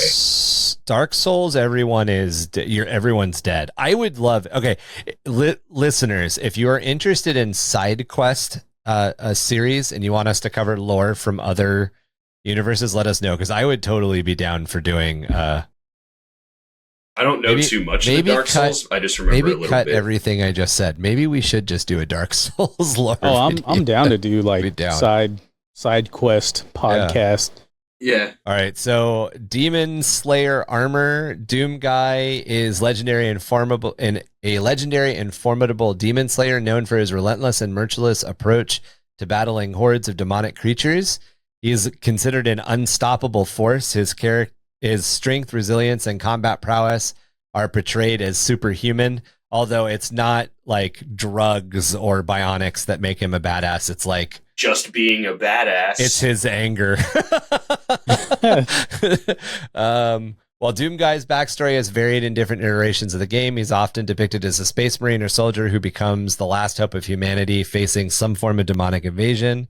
His iconic armor is green, which obviously has connections to the Halo armor, and it's definitely one of the most recognizable elements of Doom, of the Doom character. Green is kind of a like, Marine color. I think it even stems kind of back to like the Vietnam, because like 100%. When you think Marine, unless you are like a modern person who hasn't like seen like a bunch of that stuff. Yeah, Marine is definitely Marines and OD green. Like that's a theme. Like that color always, and his is definitely lighter, but that's also an artistic choice, to make him pop in the red background. He also wasn't a product or a post product of the every game was brown and murky generation. So. Oh man, I'm so glad he skipped the sepia tone filter. The Call of Duty sepia tone edition. Yeah. He also has an impressive arsenal of weapons, including the big fucking gun. The BFG. Oh no. It's all about that shotgun though. And the rip and tear, the rip and tear mentality of the shotgun. Shooting shit and then ripping and tearing it until it's done. And he also has a chainsword. He does. In the new one. He didn't start with that. That's a new thing. And then to get back to the canonically Pope, it's obvious that he's Catholic, and he in lore is celibate. Yeah. And most of his combat has been against demons. So Doom Guy can, in fact, be Space Pope. It's fine. I dig it. It's a badass Pope. And isn't it one of the most recent ones? He, like, lives on a space station orbiting the Earth. My Doom lore, I have played almost every Doom game, but I do not play Doom for its immersive story and lore. I agree. It has one, though. It does. Well, I most of the lore that I know about the Doom verse comes from the UAC. Okay. The bad guy, the guys that for whatever reason in every iteration Corp of the game open a portal to hell. Yeah, it's their version of Umbrella Corp / Wayland Yutani / pick any sci-fi with a mega sci-fi bad guys. Yeah. I like how sci-fi bad guys are one of two things: humans with too much money, or aliens. Or humans with too much money that open a portal to aliens. That's the third one. That's just the halfway point between the two ideas. It's just a Venn diagram. All right. So next up, speaking of this sepia tone era of video games, we have Gears of War. Yes, sepia tone number 1. Yeah, the game that like cemented it. This is a third-person shooter video game series featuring the COG, Coalition of Ordered Governments soldiers, often referred to as Gears, who defend humanity against the Locust Horde, and later an enemy name is the Swarm. COGs are the Coalition's military organization and the forward protector of humanity against the Locust. The COG gear, it's primarily how you play is you play a gear, which is like any of the heavily armored dudes. It's their Space Marine. Yeah, they represent the standard infantry unit, and they're equipped to deal with various combat situations, a lot like everything we've talked about before. Their armor is very distinctive, and it's heavily plated and heavily kind of like overlapped against each other. However, all of the power for the suit comes from the exosuit elements of the suit. There is no bionic enhancement or cybernetic enhancement in these guys. Yeah. They carry a standard weapon called the Lancer Assault Rifle, one of the most iconic weapons used in modern video game history, honestly. The Lancer Assault Rifle is equipped with an underslung chainsaw bayonet. It's such a cult fantastic weapon, too. It hits just the right spot. And also, like StarCraft, this game, as much as we complained about the sepia tone generation, it changed everything about gaming. It came out at the right level of technology for them to implement something as, just impactful on screen as you just mad charging across the screen to cut somebody in half with a bayonet with a chainsaw that's revving like a dirt bike. and the other thing that I'll definitely say about Gears of War is that it is good enough that I have played it recently and not had a problem with it. It set the tone. If there was a game that was okay to be sepia and dirty, it was this one. A Warhammer 40k game or Gears of War. And Gears of War has so many there's a lot of Warhammer 40k in Gears of War. It's so clear that these guys also wanted this to be 40k. I mean, it's not as much as StarCraft where it was almost there and got denied, but it's very clear that these guys all either played 40k or they were definitely fans of 40k. Maybe not the game devs, but the art director or somebody in there looked at 40k real hard when they were developing this. It's a freaking great series of games. It's a great in everything. It is a great series of games, but artistic wise, it's really well done. It's not like they did it in a bad way. Yeah, I would say that this had a really strong impact on the Space Marine game and why it was so successful. It did because go ahead. No, go ahead. Oh yeah, because it hit when the technology was right there, and it proved that formula could work. And I'm sure that's the only reason GW greenlit Space Marine. Yep, it was a good template because of how well these games were selling, and they sold how many of them? 5 of them. Yeah, there's 5 Gears games, and I think there's a split off too. I have not played anything past Gears 3. Yeah, I fought the Swarm, or maybe it was 4. I think Gears 3 is when the Swarm is introduced. It's either I played a little bit of 4. It's either 3 or 4. It's one of the ones that came out on Game Pass in the last, I don't know, 5 years or so. But me and my buddy hopped on there, and it was a good. It still holds up. It still, suffers from it's repeating a game that was developed 15 years ago. I played a chunk of the first one not that long ago, and not only do the graphics surprisingly hold up, but like the gameplay isn't that bad either. And that's the thing, is it's not that the gameplay is bad 15 years old. It's just it hasn't evolved. But however, that is more a comment on the stagnation of the gaming industry in general, because all games are kind of like that. Gears is probably one of the games that I would say Gears did something, everybody noticed that Gears was doing something, and everybody tried to copy Gears. Exactly. And then the problem, the folly that Gears fell into is that now the it's later not new. Gears titles just kept repeating. Yeah. It's almost like, what was it, PUBG? Was PUBG like the template for that Battle game Royale? type? So Battle Royale was a mod for Arma originally, Arma 2. And then Player Unknown streamed that. He used to stream that mod. And eventually was like, you know what? Since this is a mod, why don't I just develop my own game? And around that time, there was Fortnite a lawsuit changed from, as well. Yeah, there's a bunch of other stuff going on, but the main concept was right at the same time that that mod started streaming and trending, and Player Unknown went to go do his own thing. Fortnite swooped in, revamped their entire game into a battle royale. Yeah, Fortnite was a zombie. Fortnite was a co-op zombie survival shooter. Player versus environment, horde zombie wave shooter. And you used to be able to play either version. I don't know if you can anymore. And I'm pretty sure they've cut all support for the PvE at this point. Oh, that sucks. It was actually kind of a fun game. And that was actually, a friend of mine had bought that version. He kept trying to talk me into playing it. And by the time I went around to go do it, it was $40 for that version. And the Battle Royale was free. Yeah. And I'm like, and then I played the Battle Royale and I was like, this is dumb. Uninstall. There's usually a game. I was the same experience. Call of Duty did the same thing. Call of Duty Modern Warfare 2, I think, is the one that like everything for a while there, everything was a Call of Duty clone. Oddly enough, exactly. My whole point was that like Spielberg wanted to make a video game, a follow-up to Saving Private Ryan called Medal of Honor, and a bunch of stuff was a Medal of Honor clone for a while. Anyway, sorry. It's like PS1 era. Hey, Medal of Honor was a great game. It was. That set standards for shooters that Call of Duty then followed up on, improved on, and then repeated until it was like beating a dead horse. Yep. Battlefield did so well. Yeah, exactly. Yeah. Speaking of video games. Continuing the video games.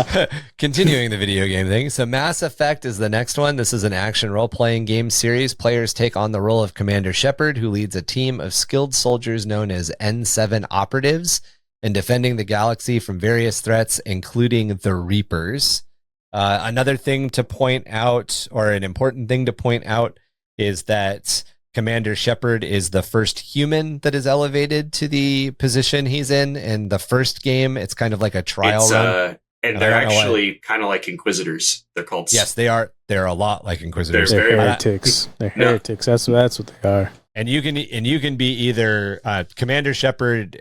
Commander Shepard is referred to as Commander Shepard because you can be male or female. It doesn't matter which. Most people online refer to female Shepard as Fem Shep. And people are really, really into it. And they have reactive body armor, but it's it is environmentally sealed reactive body armor. They definitely place into a level of Space Marine. However, and I'll specify this, it's more like a stealth suit. It's more like a lightweight, easily mobile suit. It's not it's more like built to be armor. A tank. Yeah. It's very much Stormtrooper armor. Having played through the games and actually paid attention to a lot of the little like tech dialogue and stuff in the background, it's just standard issue armor. Like none of their gear is special in any way. They can enhance their own gear though. By being their special team that they end up on, they start modifying the gear. But for the most part, all the equipment you acquire in game is just stuff off the shelf, kind of like it's all standard issue stuff.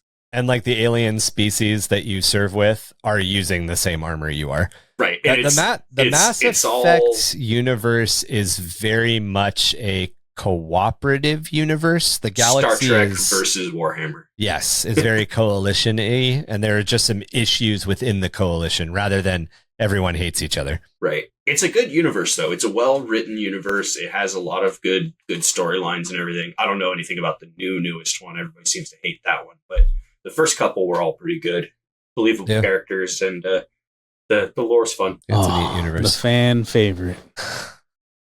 Wait, the fan favorite Mass Effect character, or you talking about Mass Effect lady? Is good. Mass Effect is good, but this next one, this was another one of those. This game hit the mark. Like this was this game. This game changed. This game was so good it got canceled. Yeah, this game changed enough stuff in. Yeah, this game changed enough stuff in the video game industry that it got essentially canceled, and it's really sad that that the team hasn't been allowed to continue doing, because Titanfall, which is the game we're talking about, definitely changed a lot about first-person shooters. So in this first-person shooter series, you take on the role of a pilot who can call down a powerful robotic exoskeleton called a Titan, effectively turning you into a space marine with advanced combat capabilities. Yeah, 100%. And this one definitely borders on mech suit. Or it's not. This one skips the line to mech suit once you're in it. But the abilities of the pilots, a space marine. Yeah, you're a on space the ground marine. Is pretty impressive. Yeah, and the pilot on the ground is another level of like light armored space marine variant.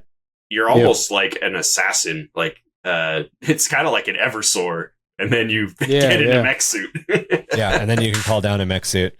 But yeah, they definitely, this is the one that's like kind of on the edge. I decided to include it because there's definitely a lot of stuff, as Marky said, you know, you're a space marine and then you get to pilot a dreadnought. There's definitely a lot of those feels into it. The one thing that I would say kind of separates it harder from space marines is kind of the same way that it separates Master Chief from the regular marines. In Titanfall, there are regular space marines that don't do any of this power suit nonsense. There are There's people around regular dudes running around on the ground, and that's what you as the main character are murdering the hell out of, is all these regular dudes. And then the NPC bitches, right? And the player characters are what is known as a pilot, and what makes and they are like psycho indoctrinated, combat stimmed, super trained. They've got a lot. The pilots have a lot of space marine. The pilots have everything of a space marine short of the armor. Like they're like I said, it's like an Eversor almost. Like it's gnarly. Their in lore is pretty impressive. You know, doing all this aerial stuff with the grappling hook, jetpack things flying all over the place, and having the reflexes to do that. Like watching a good Titanfall player is impressive. They're just dumb. So this next set. Kind of. We can skip this one. You don't want to talk about. We can skip this one. What is this? So what is this? It's Destiny. So it's spiritual successor to Halo. Destiny has 3 different types of Halo suits. Realistically, like that's it. Yeah. They've got a light Halo, a ranged Halo, a light Mjolnir suit, a ranged Mjolnir suit, and a heavy Mjolnir suit. That's pretty much what Destiny is. It's a light, medium, and heavy. Yeah, pretty much. Yeah. Sorry to all the fanboys, but I played the first one and it left a bad taste in my mouth and haven't went back since. I actually played a lot of the second one. The second one's pretty good. I played the second one. The second one plays through really good. I got tired of the business model of you beat the game. Great. Now buy another $40 DLC. Oh, great. You beat that, buy another $40 DLC. It's a grindy loot shooter. There is some interesting lore behind the suits, though, and the way that they work. You're essentially, there's a little bit of a dark soulish thing going on. You're essentially a resurrected dead person. Yep, you're a dead hero. Reincarnated to do heroic shit. Infused into a suit of armor. That's the thing. But there's definitely a lot of they tread a line between actual space marines and just kind of like the idea of space marines.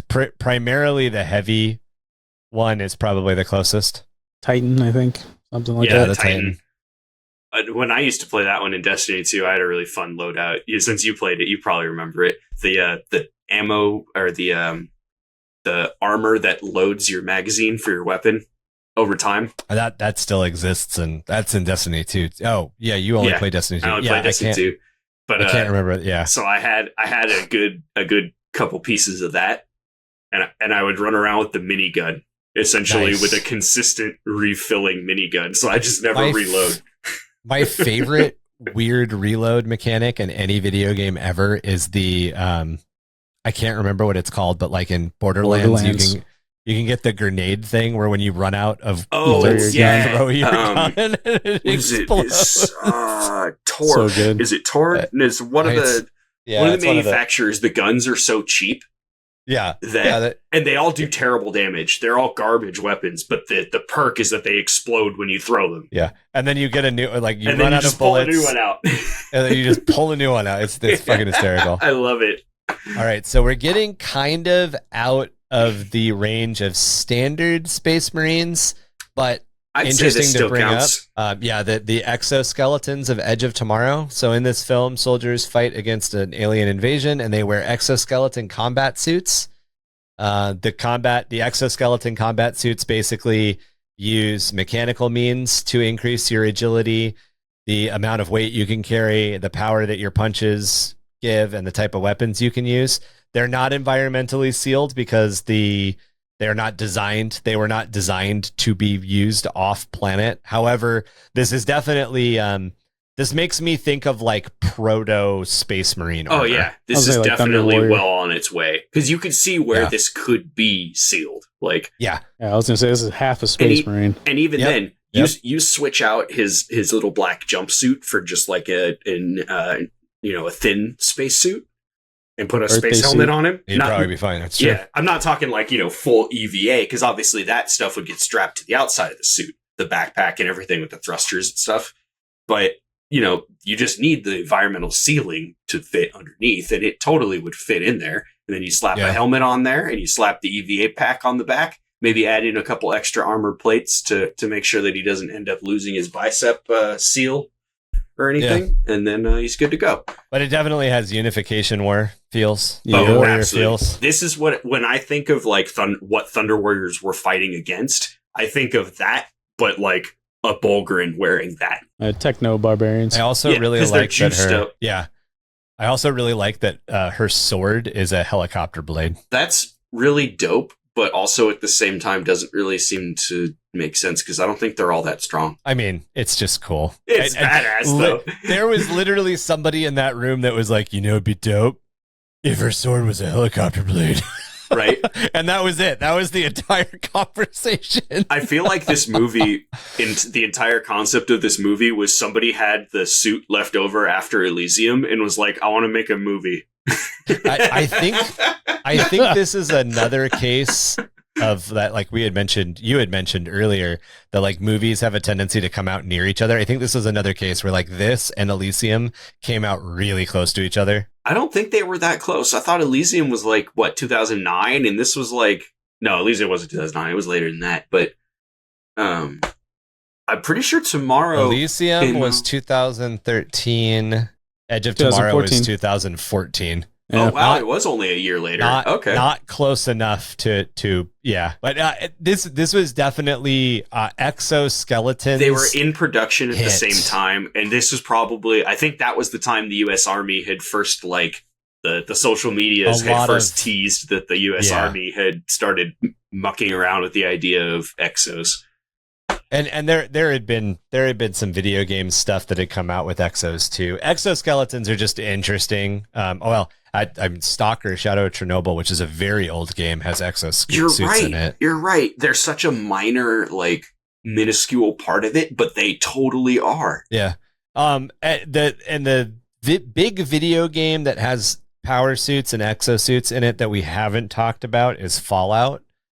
Just know that they're there. I wouldn't call the power armor in Fallout Space Marine though. That's completely different. It's very much ultra exosuity. And if to my knowledge, was used on the moon. Yeah, there's just getting into a surface level of Fallout lore is not easy to do. So I've done a lot of Fallout lore diving. We're acknowledging that Fallout has powered suits, and yes, we may have been able to put them into our list of Space Marines, but they don't hit enough of the buttons. So they were never intended as a let's go out and conquer other planets thing, so they're not really Space Marines. They were the answer to combat the Red Menace. Speaking of going out and conquering other planets from an economic standpoint. Yeah. We have the RDA in the film Avatar, the Resource Development Administration, because apparently you couldn't come up with a cooler name, is a mega corporation with access to its own private military, made up of at least a few retired Marines.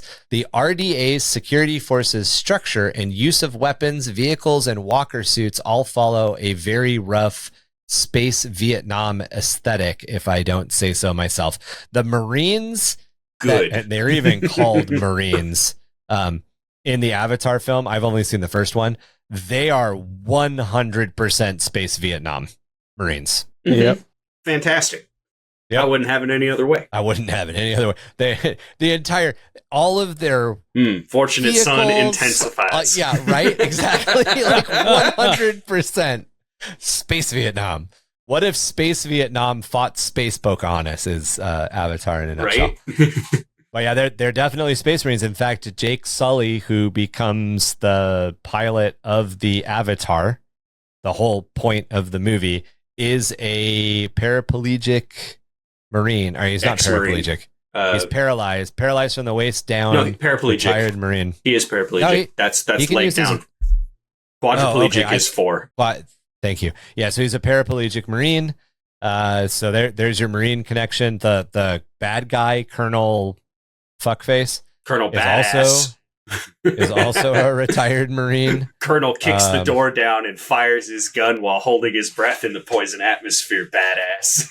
Right. They work on a poison planet, so they have to wear rebreather masks whenever they leave. They don't necessarily have to they don't have to be environmentally sealed, but they have to wear a mask over their face. They also have environmentally sealed, like walker combat suits.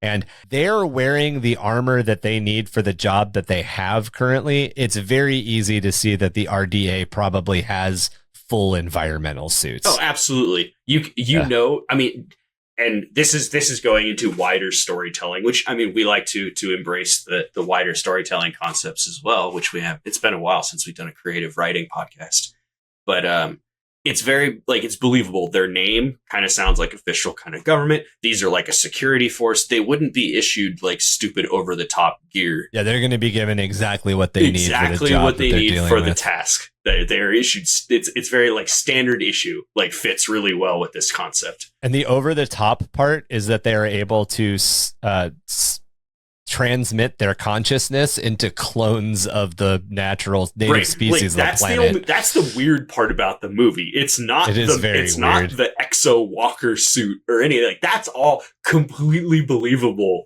And then you've got this dude beams his consciousness into that blue alien thing. Yeah. That's the part. But as far as the Marines go, they're very much they're also kind of like the Halo Marines, where they're given, here's your rifle, here's your body armor.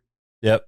No environmental sealing. It's not even ODST. Marines, man, they don't need AC. Yeah, exactly. Sweat. Or ammo. It's good for you, even in the poison atmosphere. Or food. Or food, yeah. or a operative timeline. Eat the wildlife. It's free. Go over here and wait until your orders come through. Well, what are our orders and how long are we going to wait? I don't care here and wait. Questions. Yeah, exactly. Your orders is to go here and wait. Yeah. Quickly. All right. So the last Marine that I want to bring up, yes. probably honestly my favorite Marine. What, did you just rip ass? Yeah, I did. All right. No disrespect to Miss Bobby Dripper. So the Martian Marines from the Expanse, officially known as the Martian Congressional Republican Navy Marines are a branch of the Martian military. That is a mouthful. Martian Congressional Republican Navy Marines. MCRN. Yep. Are a branch of the Martian military forces. Mars is a technologically advanced society in the series, and the Martian Marines benefit from cutting-edge equipment, high-quality combat suits, and powerful weaponry. With their focus on space-based operations, the Martian Marines are experts in spacecraft and space combat situations. They excel in zero-gravity environments and are known for their precision and tactical prowess. And I would honestly say, not only are these some of my favorite Marines that we've talked They're badass. about today, they're probably my favorite. The Colonial Marines are my second favorite, but this is probably the closest to what we might actually ever have for Space Marines. Because honestly, the concept of Space Marines and the concept of like how space warfare is probably going to work don't mesh very well. But if there was, it would be these guys. The Martian absolutely. Marines would definitely fit the bill. And that's because the Expanse, even from the ground up, is written as a hard, very, very, very hard sci-fi universe. The only, other than the driving plot thing, the alien protomolecule and the Epstein drive, everything else is 100% scientifically accurate. Yeah. It's their suits are crazy. They are lightly exo-powered, but they're powered by, I almost said residual, and that's not it. Not kinetic. It's it's like kinetic fibering. Yeah, it's a kinetic fibering. So basically, it's like the Crisis suit. Yeah, any movement they make. I almost put the Crisis suit on here, by the way. But again, the Crisis suit really isn't a Space Marine because there's never intended to be used in space. But anyway, so their kinetic movement, their residual movement, all the movement that they make just in their day-to-day life powers the suit when the suit needs it, which is really cool. Bobby it also has batteries and hydrogen thrusters and all kinds of other stuff too. But Bobby takes some pretty punishing hits in it too. Oh, it's more so in the books than in the series, but part of that can also be explained by in 0G because you get shot away from things after you get hit. Like the energy is dispersed, but that's also a good design of the armor. It's designed to the blow to glance off and the user to get knocked around, but it also stiffens up to keep your neck from getting broken or anything like that. Mark, since you haven't actually seen The Expanse, one of the fun facts about Martian Marines, and for any of our listeners, they train in 1G Earth gravity, right? Because on Mars gravity is less, but they always want to be ready to go drop in and kill all of Earth's leadership should they need to. Yeah, there's a really big. So it's the a huge space opera plot, but. The Expanse universe, there's essentially 3 factions. It's space, and there's a really bad way of saying it, but it's space Game of Thrones. There are 3 factions. Yeah. There's Earth, there's Mars, and there's the Belters, and none of them like each other. Earth ran out of resources, essentially, and started colonizing the soul. Like the long story short, Earth colonized everything. Mars invented, or Mars was like, hey, I'm tired of being exploited. Invented a new type of engine that allowed them to just drastically outperform everybody else in a military setting. So Earth was like, fine, you can have your independence because they knew they would lose that war in the end. Yeah. But then both are reliant on the Belters because the Belters are where resources come from. because Mars never finished terraforming Mars because they converted all their all their economy into war production to try to gain independence, and then the war never happened, so they're basically like a post-Soviet state in a way. And then Earth has all this old tech, but it's not as good as the new tech, but they have shit tons of it and no resources. But they have all the power, all the administrative power over everything. And so all the resources are being extracted out of the asteroid belt to feed both of these superpowers, while the belt is just trying to I just want to be recognized. The Expanse definitely. If there is a sci-fi universe that exists today that I think is attainable, not an intentional, but definitely sort of a spiritual predecessor to a working 40k universe, it would be The Expanse. The Expanse is the 40k universe in the 2100s, essentially. Kind of the proto-molecule webway. I guess that could kind of be a thing. Yeah, well, I mean, just like assume that the proto-molecule is like a one, or toss that part out, I guess. Or it's like the first alien, it's the first Xeno that we experience, but we're able to deal with it in 100 years and it doesn't end up staying around for whatever reason. Mars continues to advance the way it does. It becomes the priesthood. That I can see. Yeah. I can see what you're saying there. Yeah. Yeah. And there's several. Actually, this picture is, sorry for the viewers, but this is mostly for Marky. Marky, you can see the difference between her armor. Yeah, that's Martian armor, and then the other Terran three. Armor. Well, that's all Martian armor too. They are wearing Martian standard armor. She's got the power armor. Yeah. Because remember, the Rossi used to be the whatever, but it was a Martian ship. So this is all the gear they got out of the Martian gear lockers. That's right. That's standard like naval security personnel gear. So that's like their standard infantry troops. She's got the power armor. What you can't see is there's a rocket launcher on her back, like built into the backpack, which can fire homing missiles that she can target she can pre-plan destinations. And she has a minigun strapped to her right hand. Oh, yeah, shit. and then they've got like there's part of the kinetic weave makes their punches really bad too. Oh yeah, and I think their knuckles, they have like thermal. Yeah, they have like thermal knuckles or like shock thermal knuckles or something. Knuckles. Yeah. But she's basically strong enough to hold two spaceships that are just kind of like floating in space together, wearing armor. Shit. I mean, it damages the armor afterwards when the thrusters start fighting her, but she's essentially strong enough to do some pretty impressive shit. She's also kind of a crazy badass. Like out of the armor, she's kind of a crazy badass. Mark, you really should give this show a try one of these days. Yeah.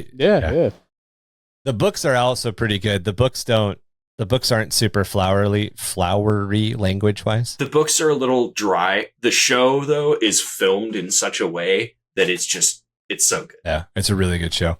Well, guys, that wraps it up for our meandering coverage of all things Space Marines and popular culture. Obviously, there's some stuff that we left out, and there's some stuff that we didn't think necessarily hit the Space Marine moniker. I almost put Dead Space in there too, but again, he's an engineer, he's not a Marine. And there is a combat suit that you can get, but it's not very good for fighting necromorphs. Yeah, exactly. It gives you like bullet resistance or something. I don't remember. It's been a long time. I absolutely love how there's military hardware in Dead Space video games, but using it is not advantageous because the enemy you're fighting is not a military enemy. Yeah, although I did make the assault rifle useful. I did find a way to make the assault rifle useful, and that's because I basically turned it into an auto shotty. Oh, nice! I in the later games and in the re-release, it's apparently completely useless. But oh, really? I mean, I'm glad that they doubled down on making it so you have to use the mining tools. That's more fun. It's just not. I mean, like, you know, if you have to shoot off my arm and then my head, like, don't use a gun. Space Marines are figures that have become more than just foundational to the majority of modern science fiction. Brace yourselves, as our next series is a deep dive into the events of the Horus Heresy, so there'll be a lot more Space Marine conversation coming up. But did we leave out your favorite Space Marines, or do you have a short story, lore, or spooky dookies you want to share with us? Hit us up by email with underthehiveofmadness@gmail.com or grimdarkgaming@gmail.com. Join our community on Discord. Not only there can you talk about the lore, hobby, tactics, and Warhammer 40k, but you can also get involved in other topics like Warhammer, Age of Sigmar, Magic the Gathering, role-playing games, video games, and much more. You can also find us on Facebook, Instagram, and Ryan and I are not on TikTok. It's just Ryan on TikTok. Or you can find us at www.underthehiveofmadness.com. Spelling and links are in the show notes. Help the podcast grow by liking and reviewing us wherever you get your podcast fix. Our home is here on Spotify, but we are also on Apple, Google, Audible, and many others. Support us on Patreon, www.patreon.com/underthehiveofmadness. All Patreon members get access to video podcasts with minimal editing, so you can see our beautiful faces and hear all of our amazing blunders. There's not a lot in this episode, but there's a couple. Actually, this one went pretty smooth. Oh, I fucked up a couple times. Like 3? All Patreon levels also get access to our quarterly painting contest. Plus, we have perks at higher levels, so go on over and check that out. The Hangnail, home of the endless Sump Mosa. 2 shots of Emperor's Wrath tequila with a heavy dose of Death World pineapple. The Hive's best way to chase away a hangover, or maybe make one worse. After a 4th shift all week long, 4 credits gets you endless hot dogs and a pint of arrogant grot ale. Remember, the Hangnail is neutral territory for all Hive gangs, even those who are carrying badges. Proving overgrown mutant rats aren't the only unwholesome creature let loose across the Underhive. We are the Lost Souls of Rebellion, 665.66 UHMR Chemrat Radio, reminding all of you Chemrats, Hive Mice, and Sump Ghoulies to keep those dials fixed right here. Same ratty frequency for a dose of the same ratty ass attitude. Something about a Sump Mosa isn't very appetizing, I feel. Hey, you know what that means? It's just not hot enough in here yet. Yeah, I don't know if it's the Death World pineapple or... It's the Emperor's Wrath tequila. If it doesn't make you feel the Emperor's disapproval when you drink it. Those endless hot dogs, though, makes them taste so much better. As long as it doesn't both come out at the same time, you're in the good. That's what the Death World pineapple's for, so it looks good coming back up. In the city's heart, where nightmares are bred, beware the 4-armed Emperor's touch, for its embrace leaves only despair and screams echoing in the void of the Stygian abyss. Stygian, nice touch. Read a book.